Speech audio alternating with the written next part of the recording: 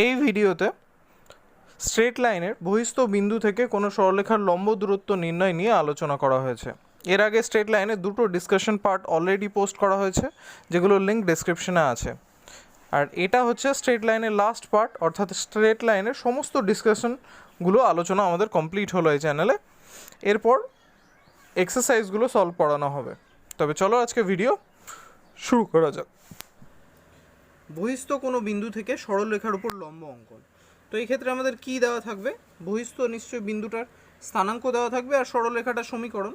তো এই ক্ষেত্রে ধরে নিই যে বহিস্থ বিন্দুটার স্থানাঙ্ক হচ্ছে x1, y1, আর সরলরেখাটার সমীকরণ নেওয়া যাক, যেটা এমনি x plus by plus c equals to 0। তাহলে আমাদের বের করতে হবে এই বহিস্থ বিন্দু থেকে এই সরলরেখার উপর লম্বের দূরত্ব, বা এই বহিস্থ বিন্দু থেকে এই সরলরেখার উপর যদি কোনো লম্ব অঙ্কন করা হয় তবে সেই লম্বের দূরত্ব কত হবে। সবার ফার্স্টে এটার ক্ষেত্রে আমরা হেল্প নেব, যেটা আমরা সরলরেখার একটা সমীকরণ জানি যে মূল বিন্দুগামী লম্বের সমীকরণটা। অর্থাৎ যদি এই দুটো অক্ষ হয়, এটা মূল বিন্দু হয় এবং এখানে একটা সরলরেখা এমনভাবে থাকে, তাহলে আমরা একটা সরলরেখার সমীকরণ শিখেছিলাম যে মূল বিন্দু থেকে এই সরলরেখার উপর যদি আমরা লম্ব অঙ্কন করি সেক্ষেত্রে যে সমীকরণ তৈরি হয়। অর্থাৎ মূল বিন্দু থেকে এই সরলরেখার উপর লম্ব অঙ্কন করলে এক্ষেত্রে এই কোণটা যদি আলফা হয় এবং এই ডিস্টেন্সটা অর্থাৎ লম্ব দূরত্বটা যদি পি হয়, তবে সেক্ষেত্রে এই সরলরেখার সমীকরণ কেমন হয়?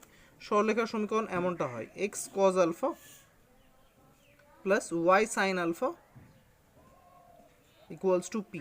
এটা আমরা সবাই জানি। এর প্রশ্ন হচ্ছে এটাকে আমরা কিভাবে সাহায্য করবে এই সমীকরণটা আমাদের কোনো বহিস্থ বিন্দু থেকে সরলরেখার উপর লম্ব অঙ্কনের ক্ষেত্রে। ধরো সাপোজ এই সরলরেখাটাই হচ্ছে আমাদের সরলরেখা এবং এই সরলরেখার থেকে বহিস্থ বিন্দুটা হচ্ছে এখানে। অর্থাৎ এখানে আমি ধরে নিচ্ছি যে মূল বিন্দু থেকে সরলরেখা এবং সেই মূল বিন্দু থেকে সরলরেখার লম্ব দূরত্বের তুলনায় মূল বিন্দু থেকে যে নির্দিষ্ট বিন্দুটা আমরা চাইছি অর্থাৎ বহিস্থ বিন্দু, তার দূরত্বটা বেশি। তো ফার্স্ট কাজ আমাদের এখানে কি হবে? এই ক্ষেত্রে আমরা এই যে বিন্দুটা অর্থাৎ বহিস্থ বিন্দু যেটা থেকে এই সরলরেখার উপর লম্ব দূরত্ব আমরা নির্ণয় করব, সেই ডিস্টেন্সটা ধরে নিচ্ছি এটা। এই ডিস্টেন্সটাকে আমি ধরে নিচ্ছি হচ্ছে পি ড্যাশ। তাহলে আমাদের নির্ণয় করতে হবে এই পি ড্যাশটা। এবার এই সরলরেখার সমান্তরাল একটা সরলরেখা আমরা যদি এই বিন্দু দিয়ে এঁকে নিই, তাহলে বিন্দুটা সরলরেখাটা এমনটা হবে। তাহলে এটা হচ্ছে কি, এই যে আগের সরলরেখাটা ছিল তার সমান্তরাল সরলরেখা। তাহলে এই যে লম্বটা আমাদের প্রথম সরলরেখার ক্ষেত্রে এই যে এটা লম্ব ছিল যার দৈর্ঘ্য ছিল পি, এটাকে যদি আমরা এক্সটেন্ড করি তবে এটা এই সরলরেখার উপরও লম্ব হবে, কারণ অবশ্যই এই দুটো যদি পরস্পর সমান্তরাল হয় তাহলে এই বিন্দুগামী সরলরেখাটা এখানে লম্ব হলে এখানেও লম্বই হবে। তাহলে এই গোটা লম্বটার দৈর্ঘ্য কি হবে? যদি আমরা এখান থেকে এতটা লম্বের দৈর্ঘ্য ভাবি, এই ডিস্টেন্সটা তো পি আর এখান থেকে এই ডিস্টেন্সটা পি ড্যাশ, তাহলে এই গোটা দৈর্ঘ্যটা দাঁড়াচ্ছে পি প্লাস পি ড্যাশ। তাহলে এই যে বাইরের সরলরেখা অর্থাৎ এই সরলরেখাটার সমীকরণ যদি আমি বোঝার চেষ্টা করি, এটাও হচ্ছে এক্স অক্ষের ধনাত্মক দিকের সঙ্গে আলফা কোণ উৎপন্ন করেছে, আর এটার মূল বিন্দু থেকে দূরত্ব হচ্ছে পি প্লাস পি ড্যাশ। তাহলে এই সরলরেখার সমীকরণটা কি দাঁড়াচ্ছে? এই সরলরেখার সমীকরণ দাঁড়াচ্ছে x cos alpha plus y sine alpha equals to p plus p dash. কারণ এই পিটা কি হয়? এই পিটা হয় মূল বিন্দু থেকে ওই সরলরেখার লম্ব দূরত্ব, কিন্তু এই ক্ষেত্রে এই বাইরের সরলরেখাটার ক্ষেত্রে মূল বিন্দু থেকে লম্ব দূরত্ব কি দাঁড়াচ্ছে? P plus p dash. এই ডিস্টেন্সটা পি আর এটা পি ড্যাশ হওয়ার সুবাদে। এবার আমরা জানছি যে এই যে সরলরেখা অর্থাৎ এই দ্বিতীয় সরলরেখাটা এটা কোন বিন্দুগামী? এই সরলরেখাটা x1, y1 বিন্দুগামী, কারণ আমি এখানে ধরেছিলাম যে বিন্দুটা x1, y1। তাহলে যদি তাই হয় তাহলে এই সরলরেখাটা x1, y1 বিন্দুগামী হয়। এক্সের জায়গায় তার এক্সের স্থানাঙ্ক x1 এবং ওয়াইয়ের জায়গায় ওয়াইয়ের স্থানাঙ্ক y1 যদি বসাই, তবে কি পাওয়া যাচ্ছে? x1 cos alpha plus y1 sine alpha equals to পাওয়া যাচ্ছে পি প্লাস পি ড্যাশ, এমনটা। বা আমি যদি সিম্পলভাবে ভাবি যে আমার যেটা নির্ণয় করার ছিল অর্থাৎ পি ড্যাশ, কারণ পি ড্যাশটাই তো এখানে আমাদের ছিল এই বিন্দুটা থেকে সরলরেখার লম্ব দূরত্ব, তাহলে আমি পি ড্যাশ ইকুয়ালস টু কী পাচ্ছি? পি ড্যাশ ইকুয়ালস টু পাচ্ছি x1 cos alpha plus y1 sine alpha minus p, এমনটা। এর প্রশ্ন হচ্ছে যে স্যার ফার্স্টে আলোচনা করলেন যে সমীকরণ এটা হবে, তারপর তুমি এই সমীকরণ নিয়ে কাজ করে দিলে, কিন্তু সমীকরণটা তো অ্যাকচুয়ালি এটা, তাহলে কীভাবে করা যাবে? তাহলে আমরা ফার্স্টে এই সমীকরণটাকে যদি এই রূপ দিই তাহলে কি হচ্ছে বিষয়টা দেখা যাক। এখানে আমাদের সমীকরণটা ছিল কি, x plus b y plus c equals to 0, এমনটা। তাহলে এটাকে যদি আমরা এমনটা আনতে চাই, অর্থাৎ x cos alpha plus y sine alpha equals to p, তো এই এটাকে যদি আমি কজের টার্ম আনতে চাই আর বিটাকে সাইনের টার্ম আনতে চাই, তো সেই হিসাবে কজে উপরে হয় ভূমি আর সাইনে উপরে হয় লম্ব, তাহলে এ আর বি আমাদের সেই হিসাবে ভূমি আর লম্ব, আর এ আর বি যদি ভূমি লম্ব হয় তাহলে আমাদের অতিভুজ কী হবে, লম্ব স্কোয়ার প্লাস ভূমি স্কোয়ার বা ভূমি স্কোয়ার প্লাস লম্ব স্কোয়ার, এটা অতিভুজ। তো এই টার্মটা দিয়ে আমরা এখানে সমস্ত টার্মগুলোকে ডিভাইডেড করব, তাহলে রাশিটা কী দাঁড়াচ্ছে, a root over a square plus b square x plus b root over a square plus b square y plus c root over a square plus b square equals to 0, এমনটা।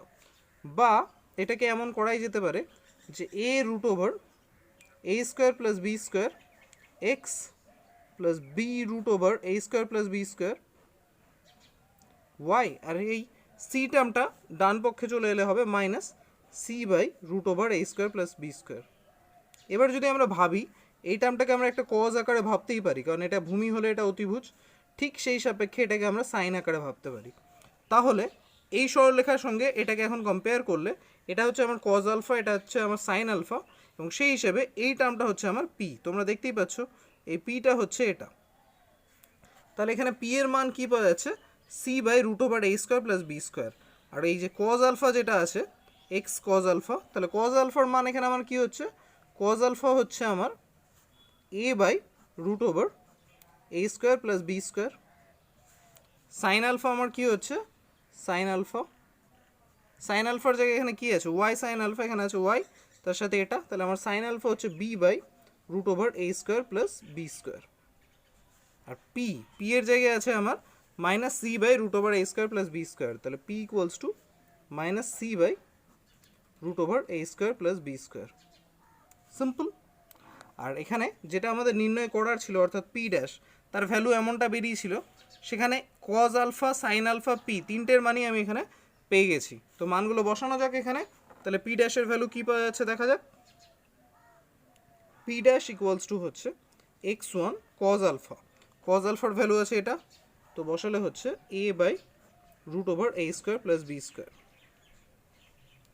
Plus y one বসছে, sine আলফার value আমাদের এখানে হচ্ছে b by root over a square plus b square,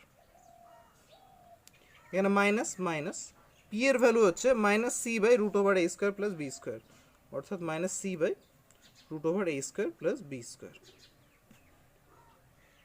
এমনটা। এবার এখানে যদি আমি ক্যালকুলেট করি সবগুলোর হর একই আছে, তো হরে একসাথে আমি নিয়ে নিচ্ছি root over a square plus b square, আর উপরে আমার কী হচ্ছে এখানে এক্স ওয়ান এ, বা আমি এখানে লিখতে পারি এ এক্স ওয়ান, এটা বি ওয়াই ওয়ান, আর এখানে মাইনাস মাইনাসে প্লাস সি, এমনটা। তাহলে পি ড্যাশের ভ্যালু কী বেরোলো, পি ড্যাশের ভ্যালু বেরোলো এটা। তাহলে এটাই হচ্ছে কোনো একটা বহিস্থ বিন্দু থেকে সরলরেখার উপর লম্ব দূরত্ব। কিন্তু এই কেসটার ক্ষেত্রে কি ছিল, এই কেসটার ক্ষেত্রে ছিল বিষয়টা এই যে বহিস্থ বিন্দুটা মূল বিন্দু থেকে সরলরেখার তুলনায় বেশি দূরে ছিল। যদি কোনো ক্ষেত্রে এমনটা হতো, অর্থাৎ সাপোজ এটা হতো আমাদের সরলরেখা এবং বহিস্থ বিন্দুটা এই জায়গাটা থাকতো, তাহলে কি হতো, এটা আমাদের সরলরেখা যদি হতো, তো সেই হিসেবে আগের মতোই যদি ভাবি এই গোটা ডিস্টেন্সটা হচ্ছে পি আর এই কোণটা হচ্ছে আলফা। এবার এই বিন্দু থেকে যদি এই সরলরেখার সমান্তরাল সরলরেখা আঁকতাম যেমনটা এই ক্ষেত্রে করা হয়েছিল, তাহলে কি হতো, এই বিন্দু দিয়ে ওই সরলরেখার সমান্তরাল সরলরেখা এমনটা হতো, এবং সেক্ষেত্রে যদি এই দুটোর লম্ব দূরত্ব পি ড্যাশ হতো, তাহলে এই কাছের সরলরেখাটা মূল বিন্দু থেকে কতটা ডিস্টেন্সে আছে, এই গোটা ডিস্টেন্সে ছিল পি, তার মধ্যে এইটুকুটা হচ্ছে পি ড্যাশ, তাহলে কাছের সরলরেখা অর্থাৎ যে বিন্দুটা বহিস্থ বিন্দুগামী এই সরলরেখার সমান্তরাল সরলরেখাটা মূল বিন্দু থেকে ডিস্টেন্স হতো পি মাইনাস পি ড্যাশ, এমনটা। অর্থাৎ এখানে আমরা যে সমীকরণটা পেয়েছিলাম সেই সমীকরণটা কেমন পেতাম এক্ষেত্রে আমরা সমীকরণটা এমন পেতাম যে x1 cos alpha plus y1 sine alpha সমান সমান p মাইনাস p ড্যাশ এমনটা। তাহলে এখান থেকে যদি আমি p ড্যাশের ভ্যালু বের করতে চাইতাম তবে সেটা বেরোতো x1 cos alpha plus y1 sine alpha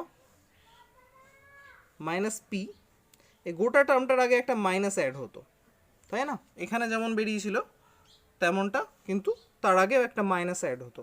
তাহলে সেই হিসেবে আমি পি ড্যাশের যে ভ্যালু পেতাম, অর্থাৎ কজ আলফা সাইন আলফা আর পি এর যে মানগুলো পেয়েছিলাম, এই মানগুলো যদি আমি বসিয়ে দিই তাহলে সেই ক্ষেত্রে যে মানটা পেতাম, মানটার মধ্যে কিছুই ডিফারেন্স হতো না, আগের মতোই হতো, শুধুমাত্র পার্থক্য এই হতো আগে একটা মাইনাস চলে আসতো এই মাইনাসটা হওয়ার দরুন।